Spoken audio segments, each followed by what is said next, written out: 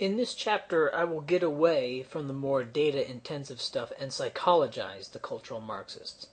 I contend that while being a cultural Marxist is a default position one is born into, there are two factors that make someone a militant and bigoted cultural Marxist, someone who uses the term social justice on a regular basis.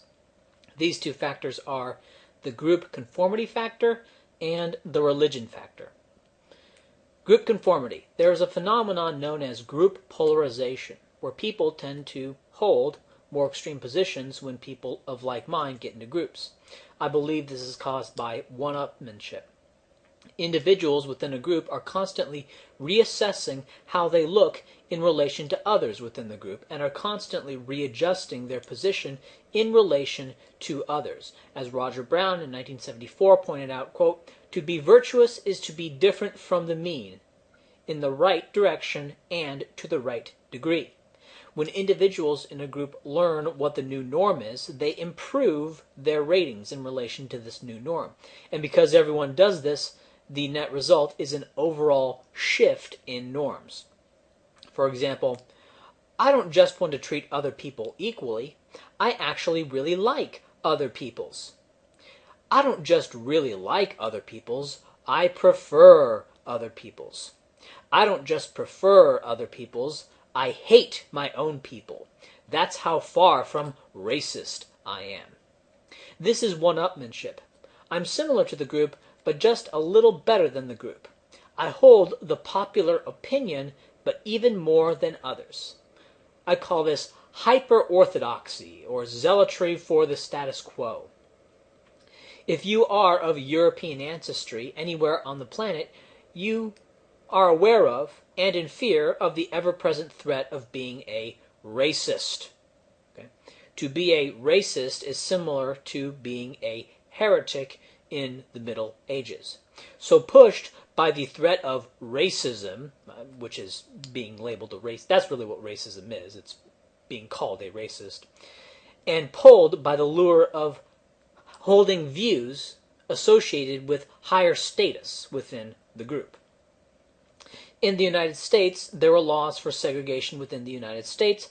These laws fell out of favor, and the general public began to support equality of opportunity, which I don't support, and neither do you, except in the abstract, but that's a digression.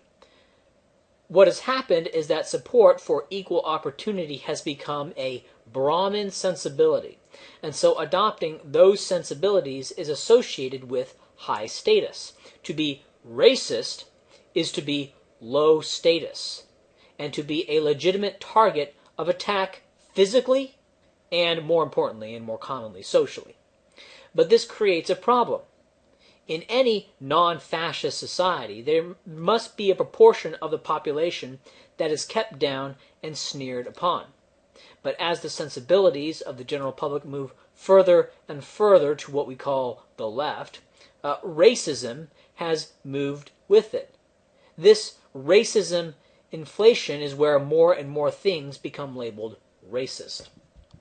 The cultural Marxists need racists to serve as the undergroup to attack. But very quickly you hit a wall, because once everyone claims to support equal opportunity, as the opinion of the group dictates, what more can you do? Is that not game over? How much more not racist can you be than zero? This is a crisis for the narcissist who wishes to put himself at an even higher status than everyone else in the group. Enter white privilege. White privilege is as it sounds. White people, all white people, are privileged, and this privilege must be broken down psychologically and institutionally. Now, in practice, what this really means is laws discriminating against whites economically, hiring, getting housing contracts, all that stuff. All right, and an informal program of demonizing and vilifying any white identity and pumping up non-white racial nationalism.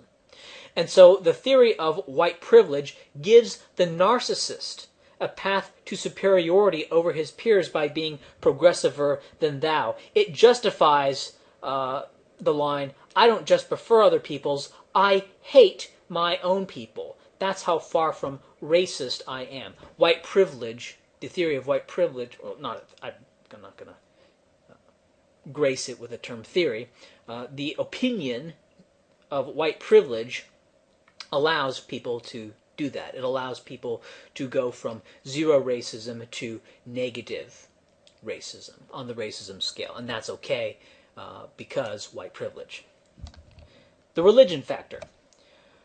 Sometimes fact is stranger than fiction, right? But usually fiction is stranger than fact, and this is because fiction is not bound by reality. Fiction can say things like, the battle between the U.S. Democrat Party and the U.S. Republican Party is a battle between two diametrically opposed and distinct worldviews, when really it's more like party infighting.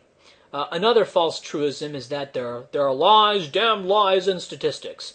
Of course, in reality, it's much easier to lie with anecdotes and sort of gestalt impressions than it is to lie with statistics. Now, most people need some creed and something to believe in. If one isn't given to them, then they'll just make shit up. If God is dead, something is going to fill the void. Something will fill the void. Usually it's the, progressive, rational, skeptic thing. So cultural Marxism can be seen as filling the void that religion has left. The universities themselves actually grew out of the cathedral schools, aka the Montessoris. Harvard, for example, was founded to educate the next generation of clergy in the Americas, since no such school existed in the Americas at the time. At the cathedral schools, you would have two paths, the clergy and the professions. The clergy would go into the countryside and at the churches, and they teach the masses the dominant ideology of the day, which was the papal interpretation of Christianity. At the time, church was state, state was church. Law was evaluated as binding based on its correspondence with Scripture. There was no notion of separation of church and state. In fact, the idea that church and state could be separated was NA. It doesn't even... The idea that separation of church and state could even be a possibility is a very modern notion. In 1000 AD, the notion of separation of church and state was as alien as separation of water and wet. Right? Today, you have a similar split in the universities between ideology and the professions. Right? People who go to universities to get the STEM degrees, science, technology, engineering, math, and people who go to get degrees in ideological subjects, and then they become teachers, so they work in some activist outfit, or they work for the government, or if they're exceptionally brilliant defenders of the status quo, they can break into the professoriate, right, the modern equivalent of bishops, or even deans, the modern equivalent of cardinals.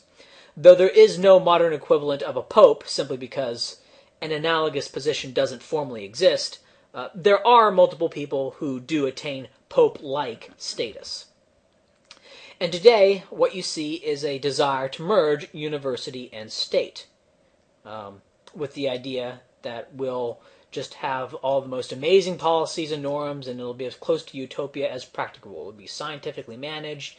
When I think of the merger of university and state, I think of like some people on TED Talks giving really god-awful policy proposals. That's what I see. I would also like to say that cultural Marxists, by my opinion and experience, are worse than Christians today in terms of their intolerance for alternative views. Okay? And that their ideology is one of original and inescapable sin, right? We are all racist, sexist, homophobic, heteronormative, inheritors of white privilege and male privilege. And like St. Thomas Aquinas before them, they have their ponage of heretics, right? Although Aquinas was a bit more eloquent. Okay, and so we can see that the same kind of psychological profile of the people who went into the church and became clergy and became fanatical defenders of Scripture are probably the same kind of people who go into the universities, get ideological degrees, and become fanatical defenders of whatever, become, social justice people. Right? These are the psychological analogs of the religious fanatics back then. And the psychological analog of the religious Christian fanatics today would be more like the Protestants and the Anabaptists who oppose the Catholic Church, who are fanatically religious too, but they were a bit more anti-authoritarian in their fanaticism. Of course, we could say this boomerang this criticism boomerangs back on me, since I'm an atheist. I have opinions. Are my opinions not just filling the void of religion? Well, that's certainly a possibility. But I believe I am more eloquent of the tendency to drift into fantasy and fanaticism than most people are, and I certainly don't have the cultic institutions that the cultural Marxists have, and since cultural Marxism is the dominant ideology of the day, as I define it, it is the status quo which I broke out of. And so I have demonstrated that I have the ability to shake off prior beliefs, at least at one time. I did.